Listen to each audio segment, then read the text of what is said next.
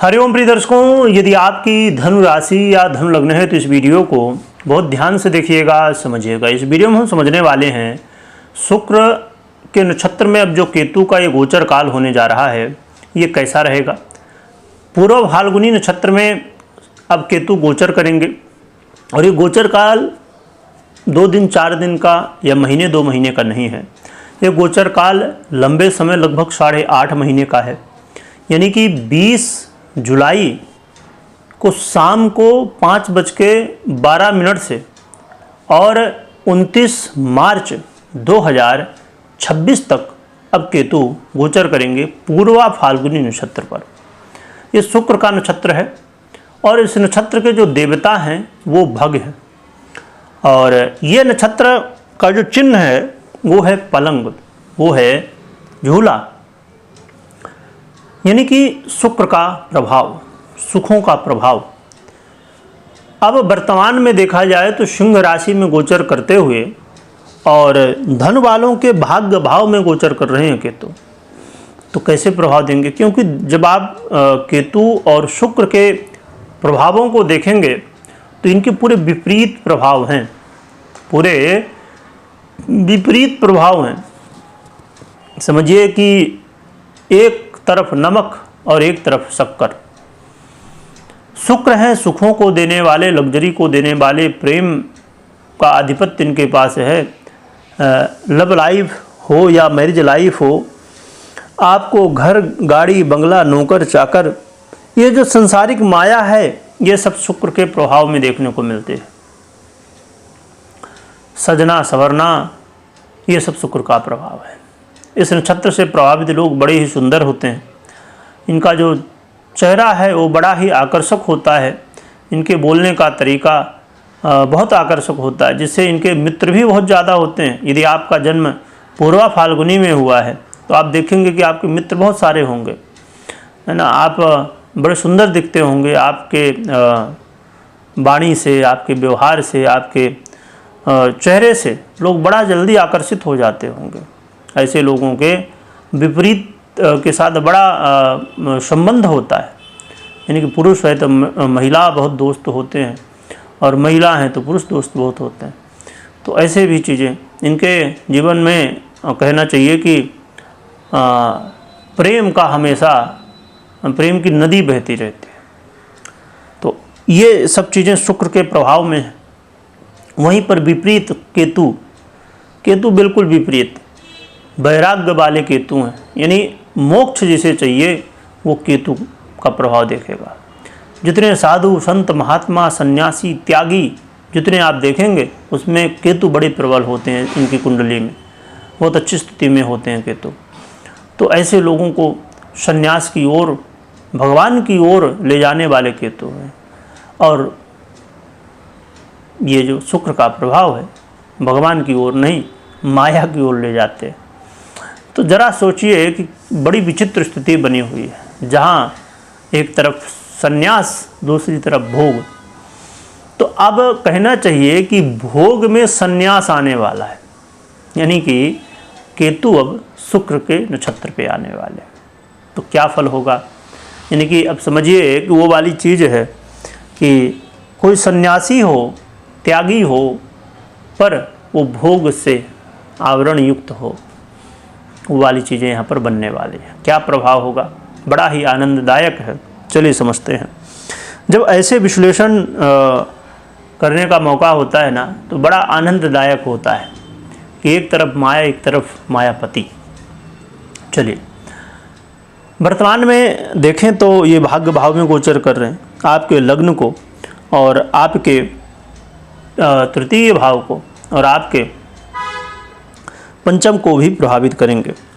शुक्र को देखें तो शुक्र जो हैं तो बड़े ही अच्छे भाव, आय भाव के अधिपति हैं आपके, और साथ में षष्ठेश भी हैं। यहाँ पर एक चीज़ तो ये आप बिल्कुल निश्चित कर लीजिए कि इस समय आपके अंदर बड़ा जोश रहेगा। ये जो लगभग 8.5 महीने का समय है तो केतु आपके अंदर बहुत जोश भरेंगे। आप स्फूर्तियों के साथ, अब जिनके ऐसा रहता था कि भैया काम कल करेंगे परसों करेंगे, अब आपकी जो ये जो सोच है बिल्कुल बदल जाएगी। नहीं भैया आज ही करना है, नहीं अभी करना है, ये बहुत अच्छी बात है। क्योंकि जब व्यक्ति के अंदर जोश हो, किसी काम करने की लगन हो, ये सफलता के लिए सबसे बड़ा पहला एक स्तंभ हो जाता है। और इस समय आप कोई भी काम काज करेंगे उसमें सफलताएं बहुत जल्दी मिलना शुरू हो जाएंगे।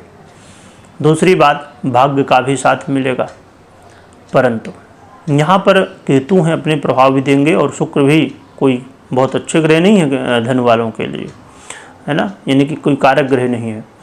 तो इसके लिए यहाँ पर धन की स्थिति बनेगी, लाभ की स्थिति बनेगी, परंतु व्यय की स्थितियाँ भी बनेंगी।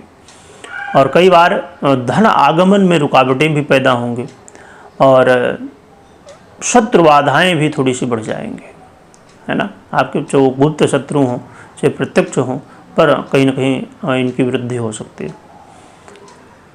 जो कि शुक्र का अब ये प्रभाव होगा कि आप सजने संवरने के लिए बहुत आपका मन होगा, आप सजेंगे संवरेंगे, है ना। और ये कपड़े ले लिया जाए, ऐसे ये क्रीम लगा लिया जाए, मतलब ये सब सौंदर्य की चीज़ें, तो ये चीज़ों का प्रभाव बड़ा होगा।